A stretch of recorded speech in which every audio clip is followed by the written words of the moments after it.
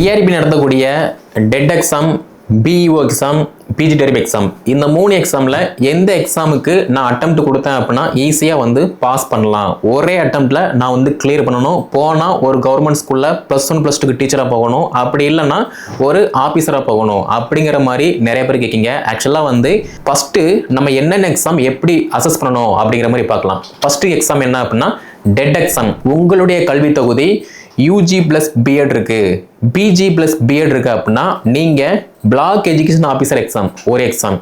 PGTRB எக்ஸாமுக்கு வந்து பாத்தீங்கன்னா அதுக்குமே வந்து நீங்க அட்டெம்ப்ட் கொடுக்கலாம். பிஜிடிஆர்பி பொறுத்த மட்டும் ஒரே ஒரு எக்ஸாம் தான். என்ன எக்ஸாம்? மெயின் எக்ஸாம் இருக்கு. மெயின் எக்ஸாமை பொறுத்த மட்டும் 110 வினாக்கள் வந்து உங்களுடைய பாடம் சம்பந்தப்பட்டது. என்ன பாடம்? நீங்க தமிழ் பாடம் அப்படின்னா தமிழ் பாடத்துல 110க்கு நீங்க எவ்வளவு மார்க் ஸ்கோர் பண்றீங்க. அதுக்கப்புறமா வந்து block education officer exam, PGTRB exam and BT assistant exam, இந்த மாதிரி எக்ஸாம் எல்லாத்துக்குமே வந்து கரண்ட் சிலபஸ், அதே மாதிரி நியூ சிலபஸ், அப்டேட்டான மெட்டீரியல், அதே மாதிரி ரிப்பீட்டடான டெஸ்ட் வந்து அவைலபிளாக இருக்கு. எல்லாமே வந்து ஆன்லைன் மோடு மட்டும்தான். ஸோ நீங்கள் இந்த சம்மர் ஹாலிடேஸை பயன்படுத்தி படிக்க ஸ்டார்ட் பண்ணுறீங்க அப்படின்னா ஈஸியாக வந்து நீங்களுமே ஒரு கவர்மெண்ட் ஸ்கூலில் டீச்சராக, ஒரு ஆஃபீஸராக வந்து பணியில் அமர முடியும். ஓகே,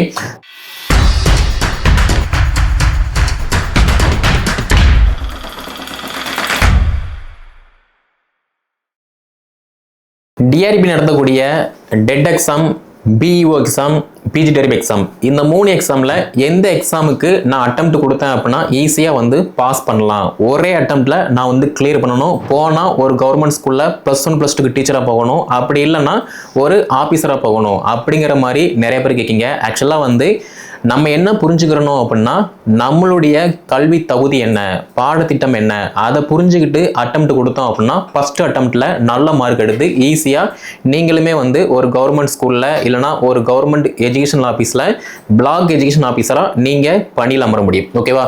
ஃபஸ்ட்டு நம்ம என்னென்ன எக்ஸாம் எப்படி அசஸ் பண்ணணும் அப்படிங்கிற மாதிரி பார்க்கலாம். ஃபஸ்ட்டு எக்ஸாம் என்ன அப்படின்னா TET exam, teacher eligibility test, ஆசிரியர் தகுதி தேர்வு. இந்த எக்ஸாமை பொறுத்த மட்டும் 1க்கு 2 எக்ஸாம் வந்து அட்டன் பண்ற மாதிரி இருக்கும். ஃபார் எக்ஸாம்பிள், நீங்க பேப்பர் 1க்கு எலிஜிபிள் அப்படின்னா பேப்பர் 1 வந்து அட்டெம்ப்ட் கொடுப்பீங்க, அதுல நீங்க பாஸ் ஆகிடுவீங்க. அதுக்கு அப்புறமா வந்து செகண்டரி கிரேட் டீச்சர் நியமன தேர்வில் நீங்கள் பாஸ் பண்ணால் மட்டும்தான் அப்பாயின்மெண்ட் லெட்டர். ஓகே, அதே மாதிரி நான் டெட் எக்ஸாமில் பேப்பர் 2க்கு நான் அட்டெம்ப்ட் கொடுக்கேன். அந்த பேப்பர் 2ல நான் வந்து பாஸ் பண்ணிட்டேன் அப்படின்னா அடுத்த கட்டமாக வந்து நியமன தேர்வு பிடி அசிஸ்டன்ட் யூஜிடிஆர்பி எக்ஸாமுக்கு வந்து நீங்கள் அட்டெம்ப்ட் கொடுக்கணும். அதில் நல்ல மார்க் எடுத்தால் மட்டும்தான் அடுத்து சர்டிஃபிகேட் வெரிஃபிகேஷன், அதுக்கப்புறமா வந்து அப்பாயின்மெண்ட் லெட்டர். இது எல்லாமே வந்து டெட் எக்ஸாமுக்கான ப்ராசஸ். ஓகே, அதே மாதிரி இதையெல்லாம் தாண்டி உங்களுடைய கல்வி தொகுதி யூஜி + பிஎட் இருக்கு, பிஜி + பிஎட் இருக்கு அப்படின்னா நீங்க பிளாக் எஜுகேஷன் ஆஃபீஸர் எக்ஸாம் ஒரு எக்ஸாம். பிஜிடிஆர்பி எக்ஸாமுக்கு வந்து பாத்தீங்கன்னா அதுக்குமே வந்து நீங்க அட்டெம்ப்ட் கொடுக்கலாம். யூஜி + பிஎட் இருந்தா பிஇஓ எக்ஸாம், பிஜி + பிஎட் இருந்துச்சு அப்படின்னா பிஇஓ எக்ஸாம், அதே மாதிரி பிஜிடிஆர்பி 2 எக்ஸாமுக்கு வந்து நீங்க அட்டெம்ப்ட் கொடுக்கலாம். இந்த 2 எக்ஸாமும் ஈஸியா கஷ்டமா அப்படிங்கிற மாதிரி கேட்டீங்க அப்படின்னா ரொம்ப ஈஸி. ஏன் அப்படின்னா யூஜி + பிஎட் படித்த எல்லாருமே வந்து பிளாக் எஜுகேஷன் ஆஃபீஸர் எக்ஸாமுக்கு வந்து போட்டி போட மாட்டாங்க. அதில் யார் ஒரு விழிப்புணர்வோடு இருக்காங்களோ அவங்க மட்டும்தான் வந்து போட்டி போடுவாங்க. ஓகே, அதே மாதிரி பிஜி + பிஎட் படித்த எல்லாருமே வந்து பிஜிடிஆர்பி எக்ஸாமுக்கு வந்து அட்டெம்ப்ட் கொடுக்க மாட்டாங்க. மேபி அப்படியே கொடுக்காங்க அப்படின்னாலுமே வந்து எல்லாருமே வந்து ப்ராப்பராக வந்து படிக்க மாட்டாங்க. ஓகே, அப்போ இந்த யூஜிடிஆர்பி அப்புறம் பிஇஓ எக்ஸாம், பிஜிடிஆர்பி இந்த 3 எக்ஸாமில் யார் பாஸ் பண்ணுறாங்க, யார் வேலை வாங்குறாங்க அப்படின்னா ஃபஸ்ட்டு நம்மளுடைய கல்வி தகுதி என்ன, நம்ம எதை கனவாக வச்சுருக்கோம் அதை ஃபோக்கஸ் பண்ணுறது. 2வது, நம்ம ஒரு எக்ஸாம் அட்டெம்ப்ட் கொடுக்கோம் அப்படின்னா அந்த எக்ஸாமுக்கான சிலபஸை கவர் பண்ணுறவங்க. 3வது, நான் வந்து எக்ஸாமுக்கு படிக்க போகிறேன், சிலபஸ் பார்த்துட்டேன், அடுத்து நம்ம பார்க்கக்கூடியது ப்ரீவியஸ் இயர் கொஸ்டின். இந்த 2யுமே ஃபாலோ பண்ணி அடுத்த ஸ்டெப்பாக வந்து நம்ம என்ன பண்ணணும் என்ன பண்ணக்கூடாது அப்படிங்கிற மாதிரி யார் தீர்மானம் எடுக்காங்களோ அவங்க எல்லாருமே வந்து பார்த்தீங்கன்னா பிளாக் எஜுகேஷன் ஆஃபீஸர், வட்டார கல்வி அலுவலராக வந்து ஒரு கல்வி அலுவலகத்தில் ஒரு அலுவலராக பணியில் இருக்காங்க. அதே மாதிரி சிலபஸை பார்த்து ப்ரீவியஸ் இயர் கொஸ்டின் பார்த்துட்டு எனக்கு வந்து இத்தனை வருஷம் எக்ஸ்பீரியன்ஸ் இருக்குது, நான் தான் எல்லாமே அப்படிங்கிற மாதிரி ஒரு ஆணவத்தோடு இல்லாமல் எனக்கு எல்லாம் தெரிஞ்சால் கூட சிலபஸ் வைஸ் வந்து நான் மறுபடியும் ஒன்ஸ் நான் படிக்க போகிறேன் அப்படின்னு சொல்லி படிக்கிறவங்க எல்லாருமே வந்து பார்த்தீங்கன்னா ஒரு கவர்மெண்ட் ஸ்கூலில் +1 +2ல டீச்சராக வந்து பணியில் இருக்காங்க. இது எல்லாமே வந்து பார்த்தீங்கன்னா லாஸ்ட் ஒரு 5 இயர்ஸாக வந்து நம்ம அகாடமி கான்டாக்ட் பண்ணின எக்ஸாம் பொறுத்து இந்த சர்வே இருக்கு. ஓகே, அதே மாதிரி நான் ஃபர்ஸ்டே சொன்ன மாதிரி தான், நீங்கள் டெட் எக்ஸாமுக்கு அட்டெம்ப்ட் கொடுத்தீங்க அப்படின்னா ஒரு எக்ஸாம் பாஸ் பண்ணணும், அதுக்கப்புறமா ஒரு எக்ஸாம் பாஸ் பண்ணணும். இந்த 2 எக்ஸாம் பாஸ் பண்ணால் மட்டும்தான் நீங்கள் அப்பாயின்மெண்ட் லெட்டரே வந்து வாங்க முடியும். ஆனால் பிளாக் எஜுகேஷன் ஆஃபீஸர் எக்ஸாமை பொறுத்த மட்டும் ஒரே ஒரு எக்ஸாம் தான். அந்த எக்ஸாமை பொறுத்த மட்டும் 110 கொஸ்டின் வந்து general studies, Tamil, English, maths, physics, chemistry, botany, zoology, history, geography, economic, இது எல்லாம் சேர்த்து ஒரு 110 வினாக்கள் இருக்குது. 10 வினாக்கள் வந்து பார்த்தீங்கன்னா கரண்ட் அஃபேர் ஜிகே இருக்குது. இதுவுமே வந்து ஜென்ரலாக வந்து கவர் ஆயிரும். அதுக்கப்புறமா 30 வினாக்கள் வந்து கல்வி உளவியல். இது வந்து நம்ம BEd first sem, second sem, fourth செம்மில் படிக்கக்கூடிய மிக முக்கியமான மேற்கோள்கள், அதே மாதிரி மிக முக்கியமான கல்வி திட்டங்கள் சேர்த்து 30 வினாக்கள். இது எல்லாம் சேர்த்து 150 வினாக்கள் இருக்குது. இந்த 150ல் யாரெல்லாம் வந்து 95+க்கு மேலே 95 மதிப்பெண்களுக்கு மேலே ஸ்கோர் பண்ணுறாங்களோ அவங்க எல்லாருமே வந்து பார்த்தீங்கன்னா அடுத்த கட்டமாக சர்டிஃபிகேட் வெரிஃபிகேஷன், அதுக்கப்புறமா வந்து அப்பாயின்மெண்ட் லெட்டர் வந்து வாங்குறாங்க. இது வந்து வட்டார கல்வி அலுவலருக்கான முறை. நெக்ஸ்ட் பார்த்தீங்கன்னா பிஜிடிஆர்பி. பிஜிடிஆர்பி பொறுத்த மட்டும் ஒரே ஒரு எக்ஸாம் தான். என்ன எக்ஸாம்? மெயின் எக்ஸாம் இருக்கு. மெயின் எக்ஸாமை பொறுத்த மட்டும் 110 வினாக்கள் வந்து உங்களுடைய பாடம் சம்பந்தப்பட்டது. என்ன பாடம்? நீங்க தமிழ் பாடம் அப்படின்னா தமிழ் பாடத்துல 110க்கு நீங்க எவ்வளவு மார்க் ஸ்கோர் பண்றீங்க. அதுக்கப்புறமா வந்து 30 மார்க் வந்து கல்வி உளவியல், அதுல நம்ம எவ்வளவு மார்க் ஸ்கோர் பண்றோம். 10 வினாக்கள் வந்து கரண்ட் அஃபேர் ஜிகே, அதுல நம்ம எவ்வளவு மார்க் ஸ்கோர் பண்றோம். இது எல்லாம் சேர்ந்து 150க்கு நம்ம எவ்வளவு மார்க் ஸ்கோர் பண்றோம். அது ஒவ்வொரு பாடத்துக்குமே வந்து பாத்தீங்கன்னா மார்க் அதிகமா இருக்கும், மார்க் கம்மியா இருக்கும். ஓகேவா? பட் அதை பத்தி நம்ம வந்து ஒரி பண்ண வேண்டாம். ஸ்டில் 150க்கு நீங்க எவ்வளவு மார்க் ஸ்கோர் பண்ண போறீங்க? 150க்கு ஆவரேஜா வந்து 110க்கு மேலே 95க்கு மேலே நீங்கள் எடுக்கீங்க அப்படின்னா ஈஸியாக அடுத்த கட்டமாக சர்டிஃபிகேட் வெரிஃபிகேஷன், அதுக்கு அடுத்த கட்டமாக வந்து அப்பாயின்மெண்ட் லெட்டருமே வந்து ஈஸியாக வாங்கிடலாம். அப்போ இதில் டெட் எக்ஸாம் ஈஸியாக, பிஓ எக்ஸாம் ஈஸியாக, பிஜிடிஆர்பி எக்ஸாம் ஈஸியாக?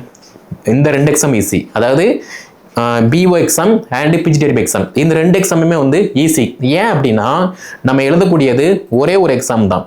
ஒன்று மெயின் எக்ஸாம், 2வது தமிழ் தகுதி தேர்வு. இதில் வந்து இன்னொன்று என்ன அப்படின்னா நிறைய டீச்சர்ஸ் வந்து தமிழ் தகுதி தேர்வு வந்து ஈஸியாக இருக்கும், நம்ம ஈஸியாக பாஸ் பண்ணிடலாம், நமக்கு எல்லாமே தெரியும், நம்ம தான் டீச்சர் ஆச்சே அப்படிங்கிற மாதிரி ரொம்ப அசால்ட்டாக வந்து பார்த்தீங்க அப்படின்னா அந்த தமிழ் தகுதி தேர்வை வந்து படிக்காமலே வந்து அட்டன் பண்ணுறாங்க. அதனாலேயே வந்து நிறைய பேர் வந்து ஃபெயில் ஆகுறாங்க. இப்போ ரீசெண்டாக வந்து பார்த்தீங்கன்னா அதாவது ப்ரீவியஸ் இயரில் பிளாக் எஜுகேஷன் ஆஃபீஸர் எக்ஸாம், அதே மாதிரி யூஜிடிஆர்பி எக்ஸாம், இந்த மாதிரி போட்டித் தேர்வில் வந்து நிறைய பேர் வந்து தமிழ் தகுதி தேர்வில் மொத்தம் 50 கொஸ்டின் இருக்குது. 50 கொஸ்டினில் 25 மார்க் எடுக்காமல் நிறைய பேர் ஃபெயில் ஆகிட்டாங்க. அப்போ இது வந்து எவ்வளோ பெரிய ஒஸ்ட்டு.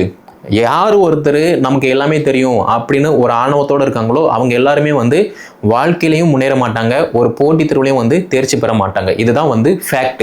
அப்படி பார்க்கும்போது நீங்கள் நான் வந்து டெட் எக்ஸாம் ப்ரிப்பரேஷன் பண்ணுறேன், நான் போன வருஷம் படித்தேன், இந்த வருஷம் நான் படிக்க மாட்டேன், எனக்கு எல்லாமே தெரியும் அப்படின்னா டெட் எக்ஸாமுக்கு நீங்கள் தகுதி கிடையாது.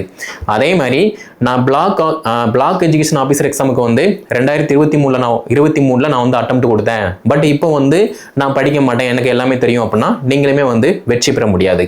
அதே மாதிரி 2019 நான் வந்து பிஜிடிஆர்பி எக்ஸாமுக்கு வந்து அட்டெம்ப்ட் கொடுத்தேன். பட் இப்போ நியூ சிலபஸ் நான் வந்து படிக்க மாட்டேன், எனக்கு எல்லாமே தெரியும் அப்படின்னா நீங்களுமே வந்து வெற்றி பெற முடியாது. அப்போ யார் இதில் வந்து பாஸ் பண்ணுறா? ஒரே ஒரு விஷயம்தான், தன்னுடைய கனவுக்காக தினசரி வாழ்க்கையில் யாரெல்லாம் அந்த போட்டித் தேர்வுக்கான பாடத்திட்டத்தின் அடிப்படையில் வந்து படிக்காங்களோ அவங்க எல்லாருமே வந்து பாஸ் பண்ணி வேலைக்கு போகிறாங்க. இதுதான் வந்து முற்றிலும் உண்மை. நீங்களே திங்க் பண்ணி பாருங்கள். நீங்கள் டெய்லியுமே வந்து உங்கள் சிலபஸ் வைஸ் வந்து படிக்க ஸ்டார்ட் பண்ணுறீங்க, டெஸ்ட் ப்ராக்டிஸ் பண்ணுறீங்க அப்படின்னா ஈஸியாக வந்து பாஸ் பண்ணலாம். நீங்கள் படிக்கவே இல்லை, எதுவுமே பண்ணலை, எந்த விதமான எஃபோர்ட்டுமே போடலை, ஆனால் கனவு மட்டும் வந்து ஒரு பிளாக் எஜுகேஷன் ஆஃபீஸர் ஆகணும், ஒரு கவர்மெண்ட் ஸ்கூலில் +1 +2 டீச்சராக போகணும், நம்மளுமே வந்து டீச்சர் ஆகணும் அப்படிங்கிற மாதிரி இருக்குது அப்படின்னா பாஸ் பண்ண முடியுமா? கண்டிப்பாக முடியாது. அதே மாதிரி நிறைய பேர் நினச்சிட்டு இருக்கீங்க நம்ம ப்ரைவேட் ஸ்கூலில் வந்து 5 வருஷம் ஒர்க் பண்ணியிருக்கோம், 3 வருஷம் ஒர்க் பண்ணியிருக்கோம், நம்ம தான் வந்து வேலைக்கு போக முடியும். அதே மாதிரி நம்ம ஒரு கவர்மெண்ட் ஸ்கூலில் டெம்பரரி லெக்சராக ஒர்க் பண்ணிட்டு இருக்கோம், ஒரு ப்ரைவேட் காலேஜில் வந்து லெக்சராக ஒர்க் பண்ணிட்டு இருக்கோம், நமக்கு எல்லாமே தெரியும், மற்றவங்களுக்கு வந்து எதுவுமே தெரியாது அப்படிங்கிற மாதிரி வந்து நினச்சிக்கிட்டு நிறைய டீச்சர்ஸ் வந்து பார்த்தீங்க அப்படின்னா ஒரு தெனாவட்டில் ரொம்ப அசால்ட்டாக வந்து படிக்காமலே இருப்பாங்க. சார் நான் வந்து ஸ்கூலில் ஒர்க் பண்ணியிருக்கேன், எனக்கு இது தெரியும் அது தெரியும் அப்படிம்பாங்க.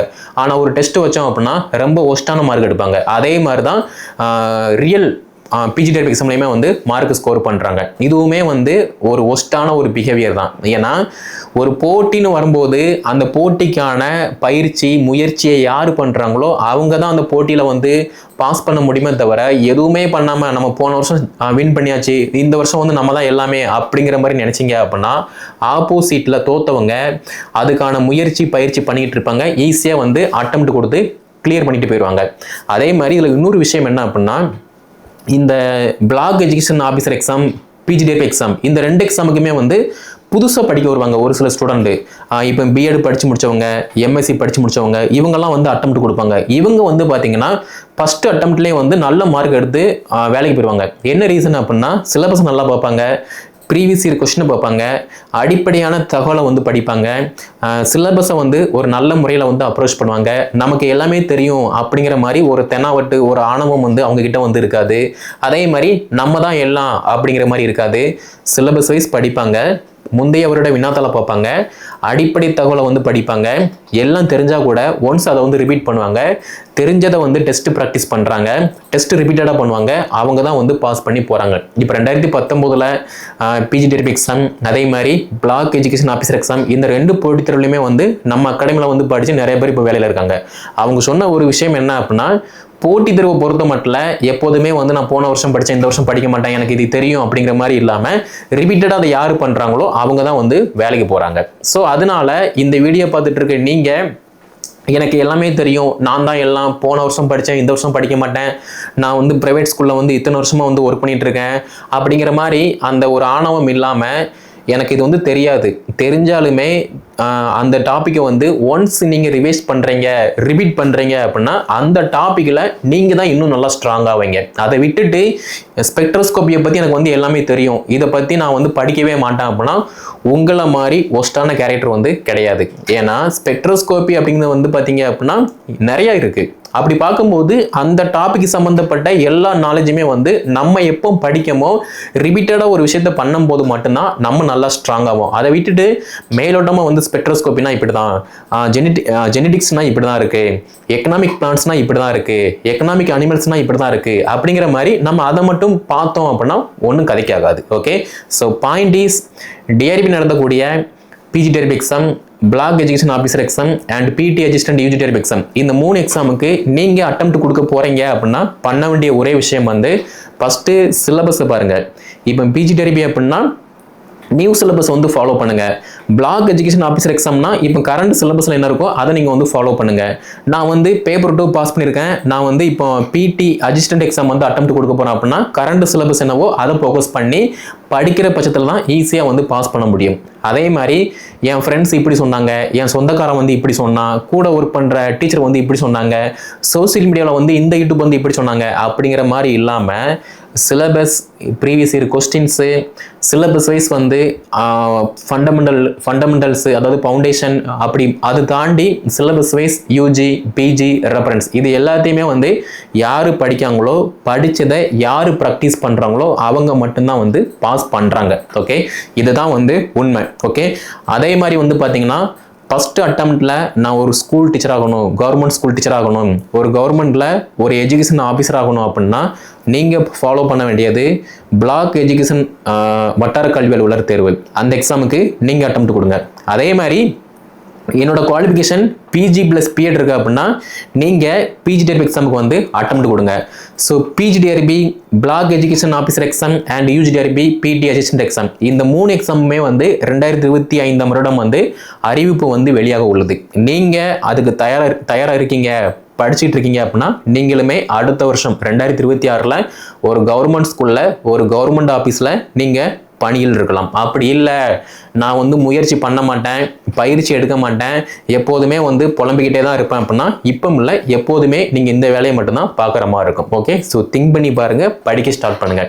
Same time block education officer exam, PGTRB exam and BT assistant exam, இந்த மாதிரி எக்ஸாம் எல்லாத்துக்குமே வந்து கரண்ட் சிலபஸ், அதே மாதிரி நியூ சிலபஸ். கரண்ட் சிலபஸ் அப்படின்னு பார்க்கும்போது பிளாக் எஜுகேஷன் ஆஃபீஸர் எக்ஸாமுக்கு வந்து கரண்ட் சிலபஸ் அதாவது ஓல்டு சிலபஸ், பிடி அசிஸ்டன்ட் யூஜிடிஆர்பி எக்ஸாம் அதுக்குமே வந்து ஓல்டு சிலபஸ்.